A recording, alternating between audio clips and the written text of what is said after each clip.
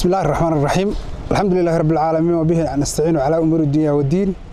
سلطان محمد سلطان أحمد سلطان عبد الرحمن سلطان ديريوي ما حدوني maanta inaan ka hadlo saddex qodob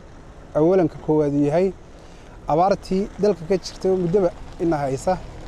iyo sixir bararkii labadaas oo isku lifaaqan ilaahay waxaan ka baryayaa casaawo jallaahay inuu abaarahaasi inaga soo furto dunuubteennii bay ka dhalanayaan ilaahay ha loo toobad keeno shacbiga Soomaaliland oo dhanna waxaan ugu baaqayaa guud iyo dibadba in sidii horeba ay soo caawin jireen in loo soo naxariisto dadkaas oo qof waliba wixii uu tari karo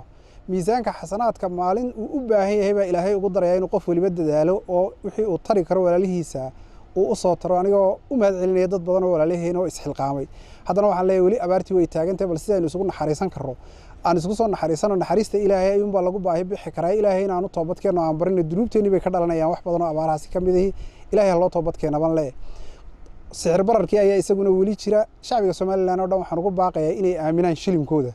oo shilinka qura ee dalkani uu leeyahay ee uu ku kala socon karaa inuu yahay Soomaaliland shilinka in ummaddu taa aaminto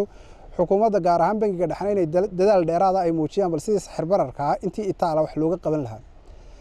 qodobka labaad ee doonaya maanta inaan ka hadlo waxa weeye waxa dhowr maalmood media ku soo yar noqnoqonayay waraysi aan maalin dhaweyd Boorama News siiyay wargeyskaasi aan siiyay website-kaasi oo xaqiiqatan waraysigii aan bixiyay qaybo ka mid ah oo la soo qaatay qodobkaas oo ahaa inta ku saabsan heshiiska military base ee Berbera waa xaqiiqatan waxa ahayd arintu sidii ay ahayd marka aan dib u ilaamiyo aad moodo website-da qaarkood inay intii ay jeclaayeen oo ay soo qaateen oo soo wada qaadan waraysigii oo dhameystiran waxa weeye waan sheego waxaan idhi awalan maalgashi waynu u baahanahay mar walba dalkeenu waa dal saboolo kobcaya waxaynu u baahanahay inuu kor u qaadno arinta sharciyada heshiiskana doodii kama taagna oo labadii gole qaran ayaa ansixiyay oo 144 cod ku ansixiyay taana dood ma laha kaliya waxa ahayd qodobka anigu aan soo qaatay waxaan laaw mashaariicda ku hoos jirta military base kan umada waxoogaa tafsiira xukuumaddu ka siisa taas u muddo dadka qaarinay si kala u dhigeen wax kale oo dhibo meesha ku jira ma jiro markaan inta ka gudbo qodobka saddexaad ee doonaya maanta inaan ka hadlo waxa weeye xubno mid ama laba ama saddexa oo waxaan ku arkayay media marar dhowr ah ka hadlay oo yiri reer beelaha bariga burco ayaa qasab noogu codaynaya xasha lillaah waxaan leeyahay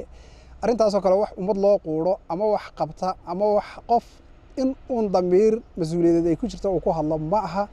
isqadarin iyo maamuus baa ummadda bariga burco naga dhaxeeya iyo guud ahaan ummadaha Soomaaliland oo dhanba markaan dib ugu yar noqdo aan qowmiyadaasi bariga burco waa qolo odhan maayo qowmiyada aan dib ugu noqdo taxalufka siyaasiga ee naga dhaxeeya wuxuu bilowday 1954 waqtigii awowgay Sultan Cabdiraxmaan Sultan Diiriye Garaad Cabdalle iyo Sultan Cabdullaahi Sultan Diiriye Xasan Michael Maryama iyo Dubbe Cali Yare ay u baxeen Ingiriiska ee arinta reserve area ay ka hadleen markii dambana ay raaciyeen markii qadiyadii reserve area adkaatay ee Itoobiya lagu wareejiyay ay raaciyeen in Soomaaliland xornimo la siiyo waqtiga laga soo bilaabo taariikhda NUF-ta ilaa iyo maanta taxaluf siyaasiya baa jira mid wax weeyaan miisaankiisa la weeyay mid qof iyo laba iyo saddex ay wax ka bedeli karaan haba yaraatee ama hadal tashuush lagu gelin karo xaqiiqatan ma aha beelaha bariga burcana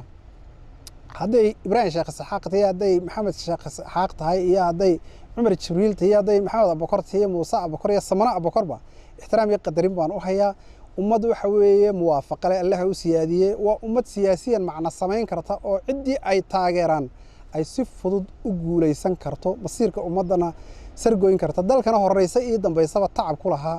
waxaan leeyahay ixtiraam iyo qadarin baa inaga dhaxaysa qadarintaas umaynu horana cod iyo taxaluf siyaasi ugu lahayn baritana aynu isu siinayna ixtiraamkaas aan leeyahay hal wada muujiyo dhan walba waxaan ku dardaarmayaa in Soomaaliland waxay qaran ku noqon kartaa ku dhismi kartaa ku meel mari kartaa milgaheedii magaceedu uu hore ugu kici karaa isqadarin iyo isqiimeyn qof waliba ka kale oo qiimeeyo oo uu qadariyo marka waxaan leeyahay waxyaabaha qaar kood hadallada qof iyo laba meelaha ay ka yiraahdaan wax saameeyna inaanu ku yeelanin ummadaasi anigoo og haday madax dhaqameed tahay haday dhalinyarada tahay haday culimo awdiin tahay haday siyaasiyiin tahay haday guud ahaan qaybaha bulshada ee beelaha aan tilmaamay aanay waxa si dhag jalaq u siinayeen ummad garaadkoodu inta ka bisil yahay oo ka sareeya ay tahay ayaa hadana waxa igu kala shirkan jiraa'id inaan sawirkaasi muujiyo intaas aan ku soo koobaya wassalaamu calaykum waraxmatullaahi wabarakaatuh